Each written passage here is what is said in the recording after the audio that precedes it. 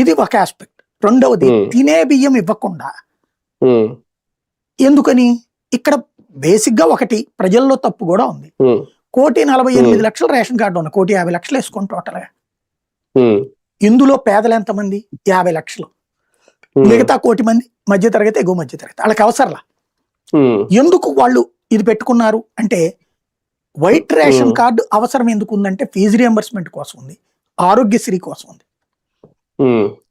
అవి రెండింటిని అంటే అన్ని సంక్షేమాలు వైట్ తో లింక్ చేశారు. అవి ఉన్నంత వరకు ఈ కార్డు ఉండాలి. ఈ కార్డులో బియ్యం తీసుకోపోతే రేపు అది రద్దు చేస్తారు. దానికి ఏం చేయాలి? బియ్యం కార్డు సపరేట్ పెట్టాలా, ఆరోగ్యశ్రీ కార్డు సపరేట్ పెట్టాలా, ఫీజు రియంబర్స్మెంట్ కార్డు సపరేట్ పెట్టాలి. కానీ ప్రభుత్వానికి అంత కమిట్మెంట్ లేదు, అంత ఓపిక, అంత తీరిక, అంత ఆలోచన లేదు.